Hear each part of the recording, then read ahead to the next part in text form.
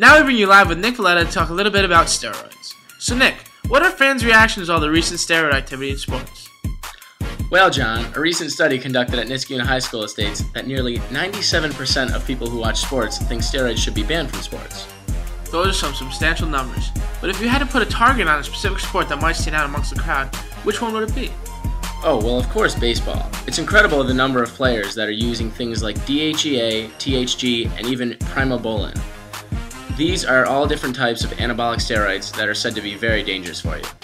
So Nick, tell me exactly what an anabolic steroid is. Well, anabolic steroids are made up of testosterone, which allows your body to digest proteins and accelerate the combination of muscle.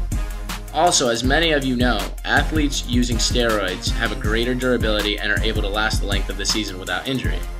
This is possible because these anabolic steroids halt fatigue and create a feeling of elation while under the vicious spell. Very interesting. What is your take on random drug testing? Do you think that athletes should have the benefit knowing beforehand whether they're getting tested or not? No, John, that isn't even a debate. The procedure must be unannounced. Some athletes in the past have gone to such extreme measures of hiding their steroid use. They have done things like bringing filled up condoms with clean urine to a drug test, or even in some cases, catheterizing themselves and inserting drug-free urine. That's disgusting. If these tests were announced, athletes would have time to prepare and scheme these illicit acts. That is unbelievable that athletes would go to such depths.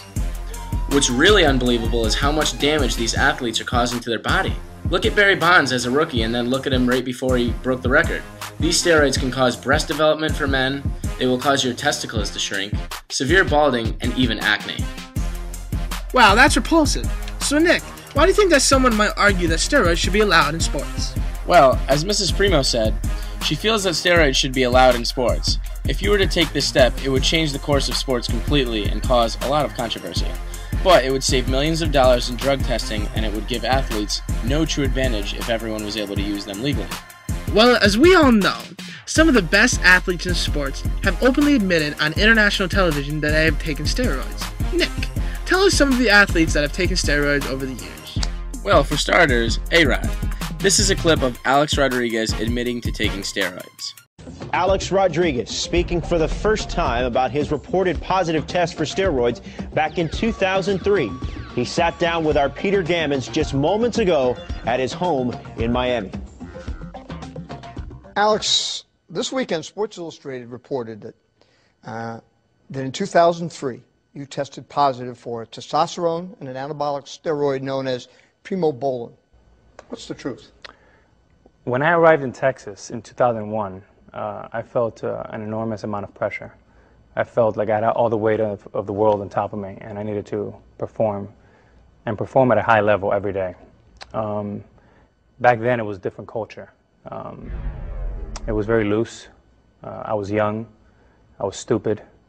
I was naive, and I wanted to prove to everyone that I was worth, and being one of the greatest players of all time. And I did take a banned substance, and for that I'm very sorry and deeply regretful. And here's a classic example of a professional athlete denying usage.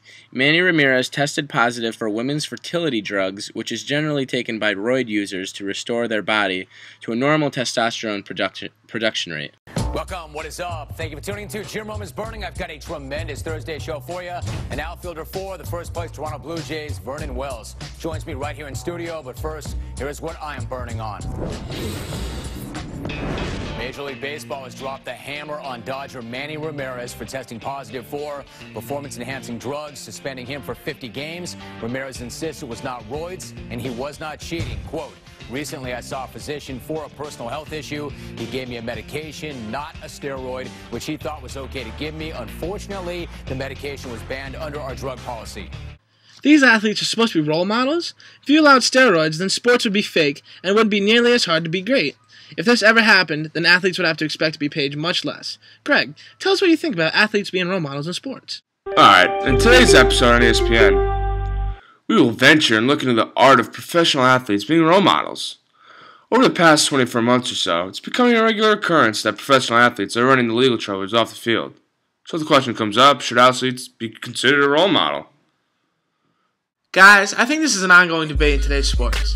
I agree that this has been an issue that has just surfaced and deserves to be debated. I agree. I think nowadays we're too lenient on professional athletes. They all want to earn top dollar and be publicized in the media, yet they can't seem to control themselves in an appropriate manner off the field. If you ask me, personally, I think it's absurd to think that athletes shouldn't be considered role models. For several reasons. First, sports television is the most viewed entertainment worldwide. Millions of viewers tune in every night to tune into the biggest games. Among those viewers are kids. I have a hard time believing that in today's sports-filled society that kids don't have at least one athlete who they look up to. I agree with you, Greg, but not to mention there are many kids who may not be into sports yet. For a majority of them, I'd be willing to bet that they feel that professional athletes should be held to a higher standard. But what about the idea of just letting the players play sports? He's getting an outrageous amount to play the sport. Why judge him on something he does off the field when in reality all that matters is the performance of the athlete on the field? I disagree.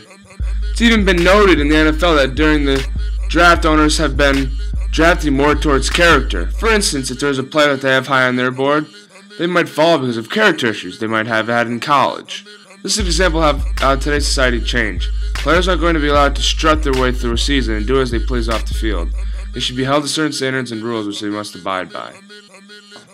Whatever happened to the promos that Michael Jordan had to be like Mike, or even as recent as Tiger Gatorade? There's no doubt that these products are directed at the youth so they can be like their favorite athlete. How can someone be someone's role model if they don't even know him or her?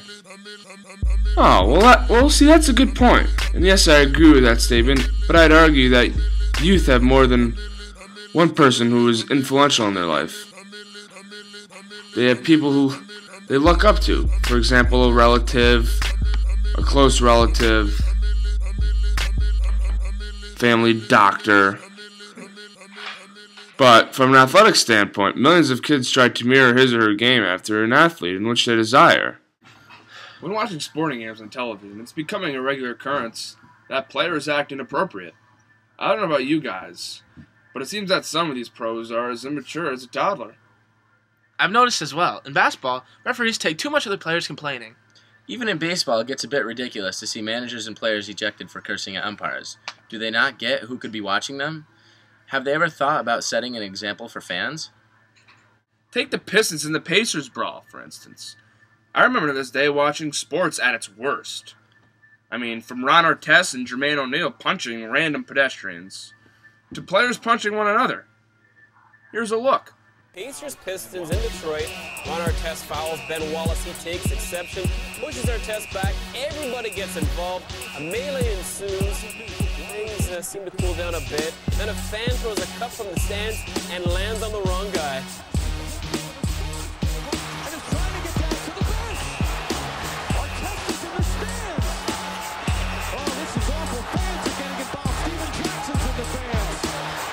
Chaos in the stands. The refs immediately calling the game. No word yet as if there are any injuries in this. Larry Brown, frustrated, tried to calm things down just when it looked like things were going to calm down. Artest with a couple of shots. Here comes the big lick.